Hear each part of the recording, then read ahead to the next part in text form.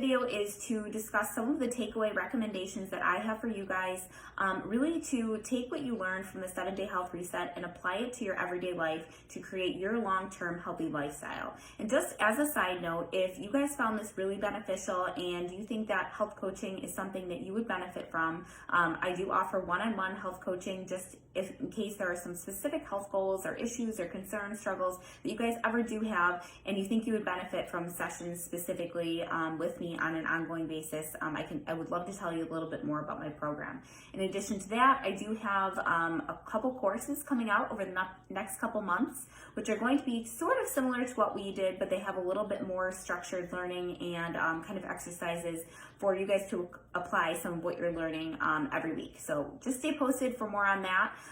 If you are interested in the coaching, just let me know. And otherwise, again, congratulations for making it through the 7 days. So today, again, is for the takeaways and recommendations. And I'm just going to dive right into it. Really, it breaks down into two pieces. And then I'm going to talk about just some of my suggestions overall, things that have worked really, really well for me, for other clients, and that I encourage you guys to modify or apply into your daily life. Number one is going to be figuring out what your non-negotiables and kind of just daily health habits are going to be. Those could be broken up into daily and weekly or just daily, however you want to do it, whatever makes the most sense for you.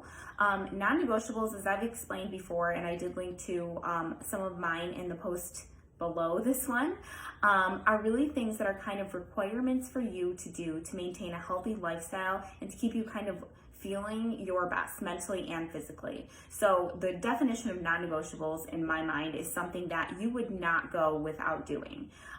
So something like brushing your teeth, washing your hair, showering, feeding your dog, feeding your kids, that kind of thing.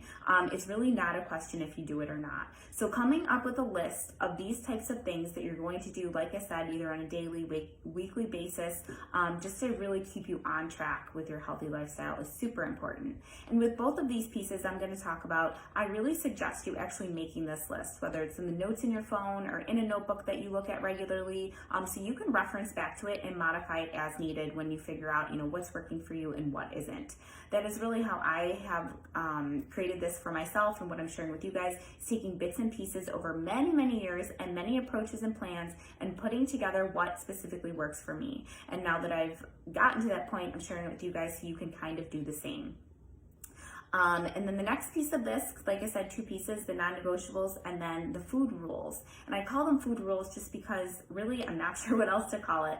And what it is, what foods do you want to eat and how often? You guys get to choose based on how foods make you feel, knowing what they do to your body, whether they're fueling you or not, and also based on preference. What foods can you not imagine living without? Because we want this to be realistic and sustainable long term, and this can change at any time. So what we learned in the reset is hopefully, what foods leave you feeling better and which ones don't. So you can choose to incorporate them as much or as little as you choose to. So really this specific piece breaks down into three categories.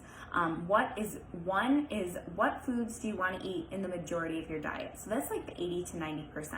For me, it's very similar to actually how we ate on the reset, except I do add in beef and pork on occasion, but that is really my 80 to 90%. So really you decide what do you want in the majority of your diet, and I encourage you again to actually lay this out for yourself. Number two would be what foods do you want to allow room for, but more in the minority of your diet. So like the 20%, the 10 to 20%. So maybe like when you go out to dinner or, on certain days when you decide you're going to have these foods, maybe you want to cook, a certain side dish a couple times a week. You get to decide what that is and how often, but I do suggest that you do it ahead of time. And then lastly, what foods do you really not want to consume much of it all or completely remove? And those may be foods that you realized as you were reintroducing did not agree with you completely. It may be just added sugars, it may be processed foods. Whatever it is for you that you really don't want to consume, again, I just suggest that you specifically lay that out in your plan and follow that as best as you can. And again, this can be modified at any time.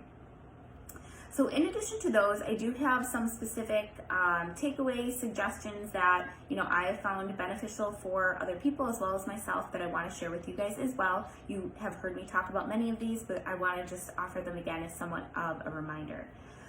Number one, we talked about this a little bit earlier on in the video, but read your labels of everything that you're eating, that you're buying. Obviously, when you go out to a restaurant, I do not ask them what everything that is my food. Maybe sometimes if I'm wondering about a specific ingredient, but as you're grocery shopping and you're buying food for yourself and for your family, just turn it over and read the ingredient label. That was so eye-opening for me. And if you guys have watched any of the videos, I mentioned that a lot and how much I learned from doing that. So many things, our non-food ingredients, are added into our food these days, and it's really important to know what they are and what they're doing to our bodies. Know your reason for eating. Really, I feel like it breaks down into two categories. Are we eating for pleasure or are we eating for fuel? Either of those is completely fine. I love food, and many times I do eat just because, I really want to sample something or try something, or because it tastes great. But just know your reason for doing it and intentionally make decisions, not just because the food is there.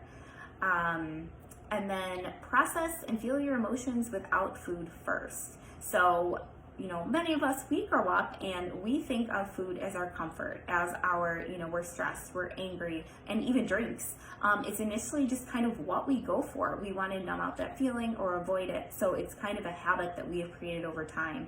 And if any of you guys saw my video, it's something I see in my daughter at 4 all the time. She gets sad, she gets angry, and she asks for a snack immediately, or while she's crying, she asks for food. And it's funny, but not funny to see it, because I'm like, oh my gosh, this is something that we start from such a young age. No wonder we have such a hard time breaking that habit later on. But if we just sit with that feeling and allow the either discomfort of it or kind of like awkward feeling, even if it's a positive emotion, and don't react or do anything initially, we learn that we don't have to. We can choose to, add food or drink into that, but we learn that we don't have to have it to get through that experience. Next one would be allow and accept cravings and urges for what they are, and know that you don't have to act on them. Of course you can, that's totally up to you. But I encourage you to do it from a place of intentionality and empowerment versus feeling out of control. So urges and cravings are literally just sentences in our mind that are telling us if we do something, if we eat this, if we drink this, we're going to feel a certain way. And one, they're typically not necessarily true, especially not long term. Maybe those first few bites, yeah, we're going to feel amazing and the food is going to be great. But then after that, we still have the problem. It didn't solve the problem. And now we have this other problem because we ate or drank something typically that we really didn't want to, because we thought we were going to feel a certain way that we now don't feel. So just understanding that is literally just a thought buzzing around in your brain, a sentence, and it's completely separate from the action that we actually take. And we get to choose, what we end up doing with that. And sometimes, again, kind of going back to that similar thing with the emotions, we can literally just sit there and allow that sentence to kind of buzz around. You want to eat that cookie, you need to eat that cookie. We can just allow that to be there, super uncomfortable, but if you just don't do anything and let it be, like 10 minutes later, it's gone. So that's something that's really beneficial for a lot of people and maybe beneficial for you guys just to remember as we go forward. Eat and exercise from a place of self-care. We really don't want to be doing it from a place of wanting to fix ourselves and disliking ourselves. We take care of things that we like and love. We are more consistent. We are more likely to reach our goals and maintain something long-term. If you're doing it from a place of, I want to feel great. I am doing this because I want to take care of me and I want to feel really good tomorrow. Remember, each little decision that you make is moving you further or closer to your big goal.